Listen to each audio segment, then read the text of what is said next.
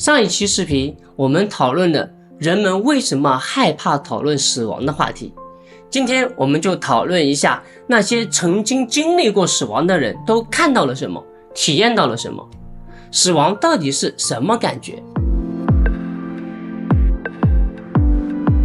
首先说一个真实的案例，我有一个朋友的爸爸几年前心脏病发作，在手术台上心脏骤停了4分钟，后来抢救回来，但是他跟家人描述的经历简直像科幻电影一样。他说自己突然就飘了起来，能够从上面看到医生在抢救自己的身体，还说看到了一条发光的隧道，感受到了前所未有的平静和温暖。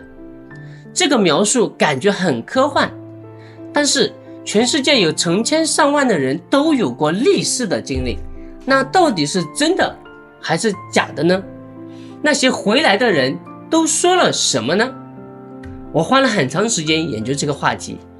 发现那些有濒死体验的人，他们的描述都惊人的相似。首先是脱体感，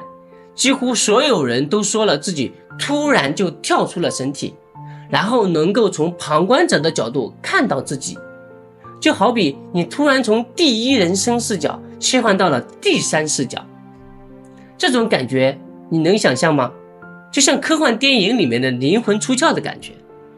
然后就是隧道和光，很多人描述他们看到了一条明亮的隧道，尽头有温暖的光，有人说这个光不刺眼，反而让人觉得无比安详。还有人就是人生回溯，这是最神奇的。很多人说在那一瞬间，自己的一生就像电影一样的快速闪过，而不是随机的，是有重点的，特别是那些涉及爱与被爱的时刻。最后就是遇见存在，有人说遇到了自己已故的亲人，有人说遇到了某种光的存在，还有人说感受到了无条件的爱和理解。当然，科学家们也没有闲着，有人说这是大脑缺氧导致的幻觉，心脏停止跳动，大脑缺血缺氧，产生一些奇怪的感觉也说得通，就像高原反应，缺氧的人会让人产生幻觉。还有人说这是大脑在生死攸关时释放的化学物质造成的，比如说内啡肽、血清素、肾上腺素等等，让人产生愉快和幻觉。但问题是这些解释都有漏洞，比如说为什么全世界不同文化背景的人都有如此相似的体验？为什么有人能准确描述手术过程中发生的事情，而当时他们明明处在无意识当中？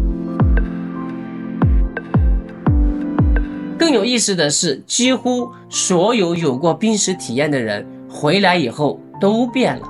他们对生活的态度完全变了，他们也不再害怕死亡。很多人说自己变得更有同情心，更珍惜人际关系，对物质财富的渴望反而减少了。我朋友的爸爸就是这样，以前是个工作狂，天天加班到半夜，周末也不休息。现在呢，准时下班，陪家人吃饭，还学会了画画。这里有一个很有趣的差异，虽然濒死体验的核心元素很相似，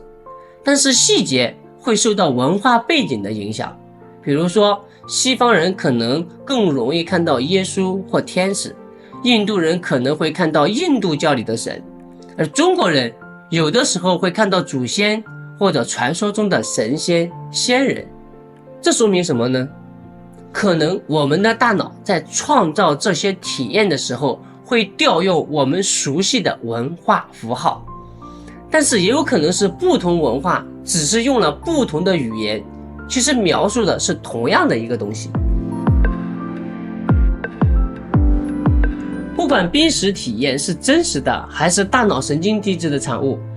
它都在告诉我们一件很重要的事情。首先，死亡可能没有我们想象中的那么可怕。其次，爱和人际关系是最重要的。在人生回溯中，人们记住的不是升职加薪，不是买房买车，而是爱与被爱的时刻。如果死亡真的可以让人重新评估生活的优先级，那我们是不是也应该趁活着的时候就想清楚什么最重要？我觉得不管你相不相信濒死体验的真实性，都可以从中获得启发。如果你相信它们是真实存在的，那就把它们当作一种提醒，死亡不是终点，而是另一种形式的存在。如果你认为它只是大脑的幻觉，那也没有关系。这些幻觉告诉我们的道理依然成立，就是珍惜当下，重视关系，活得有意义。不管濒死体验的背后的真相是什么，他们都在提醒我们生命的珍贵，爱的重要，而死亡可能没有我们想象中的那么可怕。也许那些死过一次的人，反而是最懂得生活的人。如果你有过类似经历，或者听说过这样的事情，欢迎在评论区里一起分享，我们一起讨论。记得点赞关注，我们下期见。